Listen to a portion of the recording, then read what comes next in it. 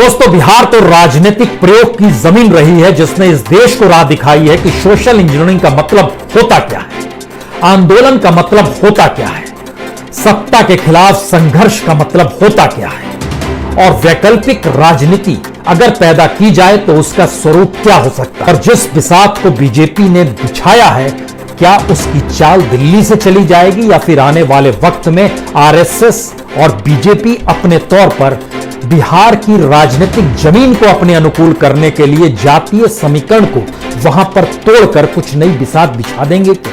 ये सारे सवाल हैं। याद कीजिए, बाबा साहब अंबेडकर कांग्रेस को हमेशा कटघरे में जब भी खड़ा करते थे तो ये कहकर करते थे कि दरअसल कांग्रेस ब्राह्मणवादी नीतियों पर चलने वाली पार्टी है। कांग्रेस सत्ता में आ गई,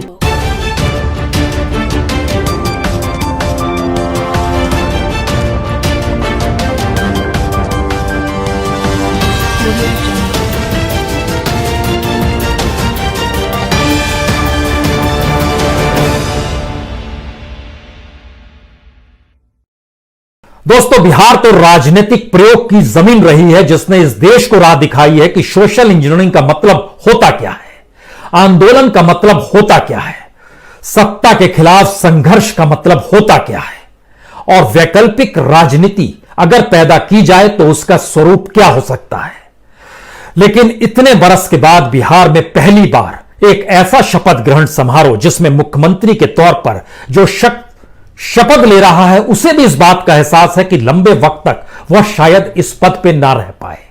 जो मंत्री पद के लिए जो भी शपथ ले रहे हैं उन्हें भी इस बात का एहसास है कि आने वाले वक्त में राजनीतिक स्थितियां बहुत तेजी से बदलेगी। इस बिसात पर खड़े नेताओं ने मंत्री के तौर पर जो शपथ ली, विधायकों ने जो मंत्री के तौर पर शपथ ली, क्या ये सभी प्यादे हैं? और जिस बिसात को बीजेपी ने बिछाया है, क्या उसकी चाल दिल्ली से चली जाएगी या फिर आने वाले वक्त में आरएसएस और बीजेपी अपने तौर पर बिहार की राजनीतिक जमीन को अपने अनुकूल करने के लिए जातीय समीकरण को वहां पर तोड़कर कुछ नई बिसात बिछा देंगे क्या? ये सारे सवाल हैं और इन सवालों के अक्स तले हमें लगता है कुछ पन्ने इतिहास के आज खोलने चाहिए।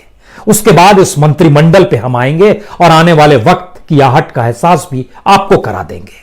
याद कीजिए, बाबा साहब अंबेडकर कांग्रेस को हमेशा कटघरे में जब भी खड़ा करते थे तो यह कहकर करते थे कि दरअसल कांग्रेस ब्राह्मणवादी नीतियों पर चलने वाली पार्टी है। कांग्रेस सत्ता में आ गई तो इस देश के भीतर में हिंदू राज कायम हो जाएगा और वो चिताते थे दलितों को, पिछड़ों को, अल्पसंख्यकों को। कांग्रेस सत्ता में आएगी तो उनका हित कभी नहीं साधा जाएगा। और बाबा साहब अंबेडकर तो महात्मा गांधी से भी इसी रूप और इसी शब्दों के साथ टकराते रहे और पूना पैक्ट उसकी एक पहचान है। लेकिन इस दौर में 80-90 साल के इस दौर में अगर आप देखिएगा तो राजनीति पूरी तरीके से 360 डिग्री में घूम चुकी है। बिल्कुल नई स्थितियां। एक वक्त कांग्रेस जहां पर खड़ी थी, आज वहां पर बीजेपी और संघ परिवार आकर खड़ा है। और राजनीतिक प्रयोग की इस जमीन पर कांग्रेस चाहकर भी जैसे ही धर्मनिरपेक्ष होती है वैसे ही बीजेपी और संघ परिवार कहता है ये हिंदू विरोधी पार्टी है।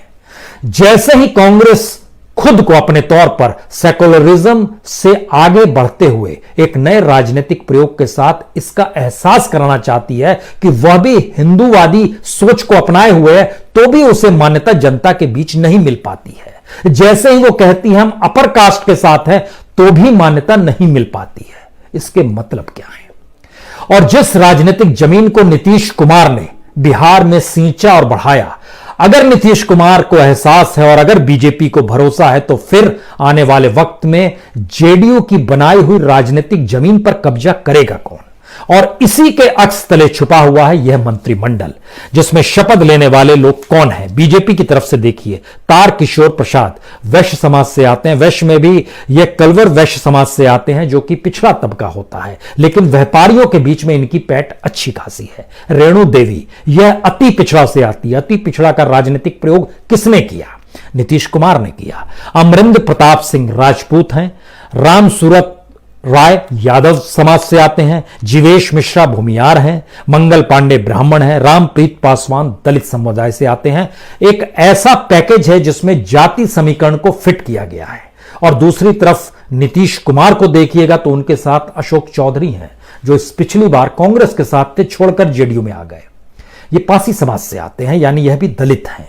विजेंद्र यादव यादव है, विजय चौधरी भूमिहार है, शीला मंडल अति पिछड़ा है। यानी एक ऐसा राजनीतिक प्रयोग वह भी करे और साथ में मेवालाल चौधरी भी हैं। और इसके अतिरिक्त दो राजनीतिक दल के दो लोग जो हैं, जिसमें एक संतोष मांझी हैं जो कि जीतन राम मांझी के बेटे हैं, वह शामिल हुए हैं। उनकी जो पॉलिटिकल पार्टी अपने तौर पर थी वह गठबंधन के साथ खड़ी थी, तो उनको भी एक जगह मिली। और दूसरे मुकेश सहनी हैं जो कि अपने तौर पर निषाद समुदाय से निकल कर आते हैं। जातीय समीकरणों का यह पूरा का पूरा पैकेज क्या बिहार को इसी रूप में चलाएगा? जी नहीं।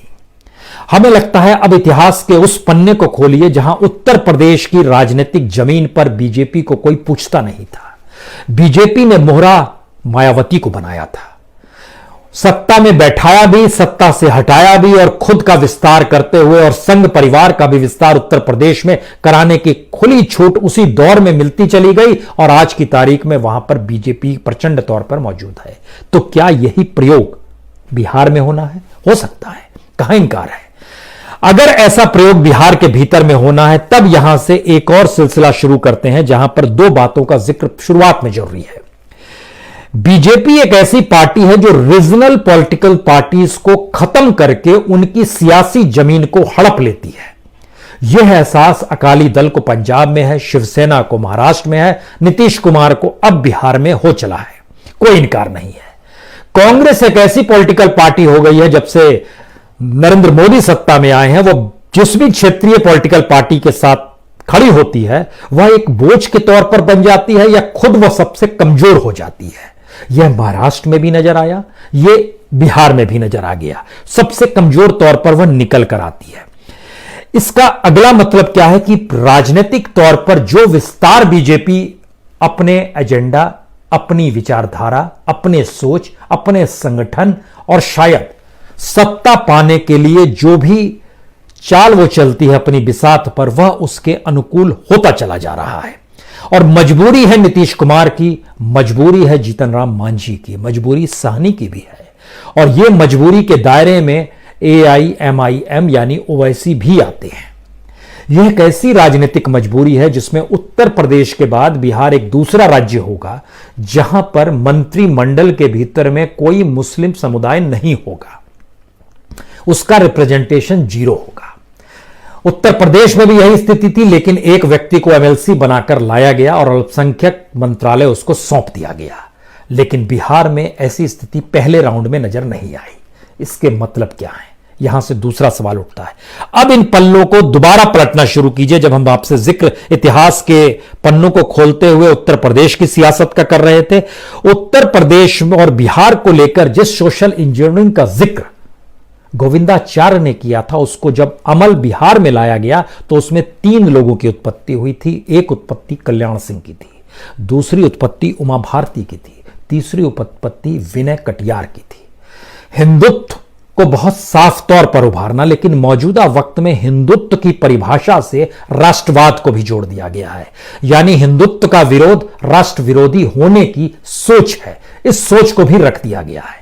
और यहीं से एक दूसरा बिहार को लेकर सवाल पहली बार खड़ा हो रहा है, क्या बिहार के वोटरों को भरोसा नहीं है उन विपक्ष की पार्टियों पर जो ये कहकर आते हैं कि हम बीजेपी के खिलाफ खड़े हैं, जिसमें खास तौर से AIMIM यानी ओवैसी का जिक्र करने की जरूरत है कि मुस्लिमों को भरोसा RJD और कांग्रेस के गठबंधन पे नहीं है। यानी जिस दिन ठोस विकल्प मिल गया उस दिन वह सब चले जाएंगे। यह एक फैक्ट है। दूसरा फैक्ट, बिहार की सियासत के भीतर में जो भी सत्ता संभाली गई उसने बिहार को और कमजोर किया और जातिगत राजनीति के तहत अपने अपने वोट बैंक बनाए। तो क्या बीजेपी अब अपनी बिसात में अपने मिथों को तोड़ेगी? सोशल इंजीनियरिंग से आगे निकलकर वह बिहार में जातीय समीकरण को तोड़ने की दिशा में बढ़ पाएगी क्या? या फिर ब्राह्मणवादी नीतियों का, जिसका जिक्र एक समय तमगा कांग्रेस पर बाबा साहब अंबेडकर लगा रहे थे, मौजूदा वक्त में दलित संगठन, चाहे वह BSP के तौर पर मायावती है वह भी खामोशी बरत लेती है, या जीतन राम मांझी है वह भी खामोशी बरत लेते हैं, या चिराग पासवान है, रामविलास पासवान ने भी खामोशी बरती, यह भी खामोशी बरत लेंगे। और खुद नीतीश कुमार जो एक वक्त इस बात का जिक्र किया करते थे जब वह जनता दल बना रहे थे और जिस वक्त जॉर्ज फर्नांडिस भी साथ में खड़े थे, लेकिन वह एक नई सोच को ले आना चाहते थे, लेकिन धीरे धीरे उसी में समाहित हो गए, क्योंकि उस समय अटल बिहारी वाजपेयी और आडवाणी थे। मौजूदा वक्त में नरेंद्र मोदी और अमित शाह हैं और अब जेपी नड्डा की एंट्री हुई है नए सिरे से। और इस राजनीतिक प्रयोग के भीतर में बिहार की सियासी जमीन पर खुद कांग्रेस के सामने प्रयोग करने के सारे रास्ते बंद हो गए क्या? ये पहला सवाल। दूसरा सवाल, आरजेडी जिस सोच के साथ निकली थी उसमें उसने जो सबसे बड़ा मुद्दा तेजस्वी ने रोजगार का बनाया था, उसने पहली बार बिहार के भीतर में हिंदूवादी राजनीति, जंगल राज की सोच, गवर्नेंस की सोच, सुशासन की सोच, सबको खारिज किया। इससे इनकार नहीं किया जा सकता है। फिर एक पन्ना जरा सा पलटिए, जिस समय हिंदूवादी सोच मंडल कमंडल की राजनीति से निकली हुई बीजेपी सत्ता के परवान पर चढ़ती है और अन्ना का आंदोलन दिल्ली में होता है, तो वहां पर करप्शन मुद्दा था। और करप्शन के मुद्दे को सफल बनाने के लिए, क्योंकि वह कांग्रेस के खिलाफ था, वहां पर बीजेपी और संघ के कार्यकर्ताओं की भीड़ लग गई। रामलीला मैदान, जंतर मंतर से लेकर रामलीला मैदान तक, और 2014 का पूरा चुनाव करप्शन को लेकर ही लड़ लिया गया। लेकिन करप्शन के मुद्दे को अब भुला दिया गया, करप्शन अब गायब हो गया। इसके मतलब क्या है? इसके मतलब बहुत साफ है कि नीतीश कुमार की उम्र मुख्यमंत्री के तौर पर बहुत कम है। इसके मतलब बहुत साफ है कि जिन प्यादों ने शपथ ली है उनके जातीय समीकरण बिहार की जनता को दिखाने के लिए है, क्योंकि बिहार का इंफ्रास्ट्रक्चर इतना चरमरा चुका है कि अपने जाति वाले विधायक को लेकर ही लोग संतोष कर लेते हैं कि चलिए कुछ काम तो हो जाएगा। इसीलिए इसमें राजपूत भी है, ब्राह्मण भी है, भूमियार भी है, दलित भी है, अति पिछड़ा भी है, वैश्य समाज से जुड़ा हुआ भी है, जो पूरा का पूरा निकल कर आ रहा है। उसमें कमोवेश हर समुदाय, वो निषाद के तौर पर भी मौजूदगी है, मुसहर जाति से भी निकल कर आते हैं। हर जाति को समेटने की कोशिश की गई है, लेकिन मुस्लिम गायब है। उसकी जरूरत इस राजनीतिक सियासत को नहीं है। उसको मान लिया गया कि वह हमारे साथ आएगी। आरजेडी और कांग्रेस ने माना और यह भ्रम एआईएमआईएम की मौजूदगी ने तोड़ दिया। इसका मतलब है कि हमारे पास या विपक्ष के पास या विपक्ष की सोच के पास क्या वाकई कोई विजन नहीं है? रोजगार का मुद्दा आया, लेकिन एक जगह तेजस्वी जैसे ही बाबू साहब कह के भटके, स्थिति उनके प्रतिकूल होने लगी और तीसरे चरण में उनकी जमीन हिलने लगी। वह सही सिरे से चल रहे थे, ठीक उसी तरीके से जैसे दिल्ली में केजरीवाल करप्शन को लेकर चल रहे थे, जैसे 2014 में मोदी करप्शन को ही हथियार, इस देश के भीतर में करप्शन को लेकर आए गुस्से को हथियार बनाकर चल रहे थे। अब आखिरी सवाल यह है कि यह राजनीतिक प्रयोग जाएगा किस दिशा में? बिहार का यह राजनीतिक प्रयोग अपने तौर पर कई बातों को एक साथ संदेश के तौर पर देना चाहता है। नीतीश का डेवलपमेंट, कांग्रेस और आरजेडी का सोशल इंजीनियरिंग या मुस्लिमों को साथ लेकर चलने की सोच, ये कोई मायने नहीं रखती है। जो छोटे राजनीतिक दल हैं, चाहे वह हिंदुस्तान अवामी मोर्चा हो, चाहे वह विकासशील इंसान पार्टी हो, इन दोनों को एक भी वोट नहीं मिलता अगर जेडीयू और बीजेपी साथ ना होती। लेफ्ट और एमएल 19 सीटों के साथ 18 सीटों के साथ या 17 सीटों के साथ मैदान में खड़ी हुई, लेकिन आरजेडी और कांग्रेस का सहयोग ना होता तो यह भी जीत नहीं पाते। यानी छोटे राजनीतिक दलों की मजबूरी है कि अब बड़े राजनीतिक दलों के साथ आना है। यह एक नई परिस्थिति पैदा हो गई है। इससे पहले बिहार की सियासत कहती थी दो बड़े राजनीतिक दल, जिसमें लालू और नीतीश जब 2015 में मिले तो बीजेपी का नामो निशान मिट गया। कांग्रेस साथ में थी, मौजूदगी थी उसकी, तो उसको लाभ मिलता चला गया, लेकिन इन दोनों का साथ आना, तो क्या आने वाले वक्त में 5 साल से पहले सिर्फ बीजेपी राजनीतिक प्रयोग करेगी या नीतीश कुमार भी राजनीतिक प्रयोग करेंगे? यह पहला सवाल है। दूसरा सवाल है, जो छोटे छोटे राजनीतिक दल हैं वह बीजेपी के साथ खड़े होंगे या बिहार की क्षेत्रीय राजनीतिक पार्टी के साथ खड़ा होना वो समझेंगे? यह दूसरा बड़ा सवाल है। तीसरा बड़ा सवाल, कांग्रेस के सामने सबसे बड़ा संकट है कि अपर कास्ट भी उसके साथ खड़ा नहीं हो पा रहा है, मुस्लिम भी उसके साथ आ नहीं पा रहा है, और रीजनल फोर्सेस के वोट जो भी ट्रांसफर उसके साथ होते हैं, लेकिन उसका कोई अपना वोट बैंक पारंपरिक तौर पर बन नहीं पा रहा है, जो पहले माना जाता था कि बना हुआ है। और आखिरी सवाल, बीजेपी खुद को बीजेपी बिहार के राजनीतिक प्रयोग में इस तरीके से रखेगी जहां बिहार की क्षेत्रीय छवि खत्म हो जाए, क्योंकि समझना होगा बिहार की 40 लोकसभा की सीट और उत्तर प्रदेश की 80 लोकसभा सीट, 120 लोकसभा सीट ऐसी है जो 2024 में किसे राजनीतिक सत्ता में बैठना है यह तय कर देते हैं। और अगर क्रैक्स आ गए बीजेपी के लिए तो फिर मुश्किल नरेंद्र मोदी के लिए भी होगी, बीजेपी के लिए भी होगी, संघ परिवार के लिए भी होगी, क्योंकि जिस राजनीतिक प्रयोग को हिंदुत्व के तले राष्ट्रवाद की चादर में समेट कर परोसा जा रहा है वो अब ब्राह्मणवादी सोच के आगे निकल गई है। और कांग्रेस के सामने सबसे बड़ी चुनौती के तौर पर यही है, संगठन की गैर मौजूदगी, विचार का गायब होना, किस मुद्दे को उभार के चलते हुए लोगों को अपने साथ जोड़ना है, इस विजन का गायब होना, और शायद युवा और बुजुर्ग के बीच में अपने आप को संतुलन बनाए रखने की एक ऐसी सोच जिसकी हिचकोले खाने की स्थिति दिल्ली तक में नजर आती है, तो उसको अपने तौर पर कुछ नया करना ही होगा।